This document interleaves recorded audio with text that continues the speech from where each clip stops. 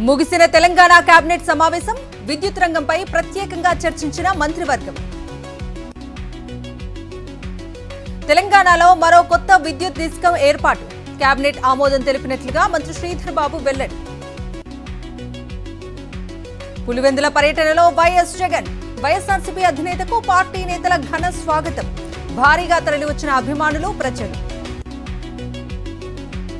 చంద్రబాబు అవినీతికి సాక్ష్యాలు ఉన్నాయి, తప్పు చేశారు కాబట్టే కేసులని వెనక్కి తీసుకుంటున్నారన్న సజ్జల. వైఎస్ఆర్సీపీ అధికారంలోకి వచ్చాక కేసుల్ని తిరగతోలుతామని స్పష్టీకరణ.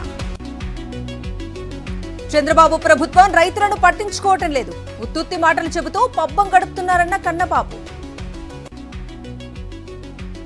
తిరుపతిలో భూమన కరుణాకర్ రెడ్డిని విచారిస్తున్న సిట్, తనను పరకామణి కేసులో ఇరికించాలని చూస్తున్నారన్న టీటీడీ మాజీ చైర్మన్.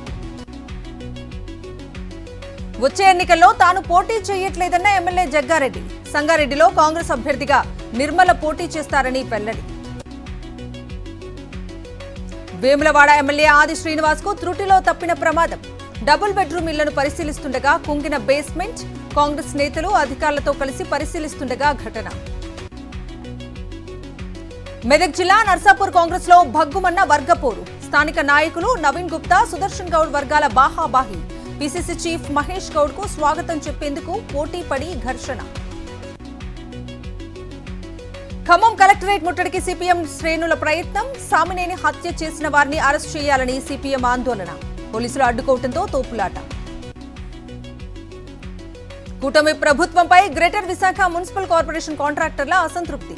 13 నెలలుగా బిల్లులు ఆపేశారని మండిపాటు. మతపరమైన దీక్షలపై తెలంగాణ పోలీస్ శాఖ కఠిన ఆదేశాలు. మతపరమైన దీక్షలు చేపడితే సెలవులు తీసుకోవాలని సూచన.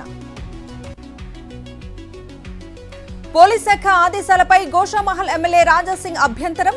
అయ్యప్ప దీక్ష సమయంలోనే పోలీసులకు నిబంధనలు గుర్తొస్తాయా అని ప్రశ్న. శాలిబండలోని గోమతి ఎలక్ట్రానిక్స్ లో అగ్ని ప్రమాదంపై విచారణ. కారణాలపై పోలీసులు, విద్యుత్ శాఖ అధికారులు ఉమ్మడిగా ఎంక్వైరీ.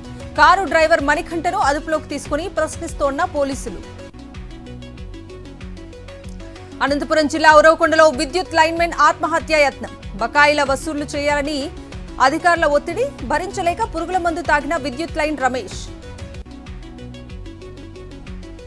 మదర్సాలలో బాంబుల తయారీ క్షమించరాని నేరం.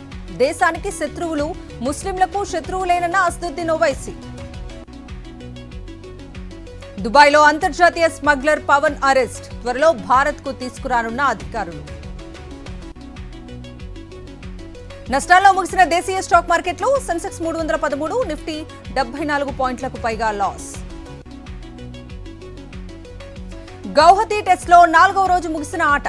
549 పరుగుల లక్ష్య ఛేదనలో భారత బ్యాటర్ల తడబాటు.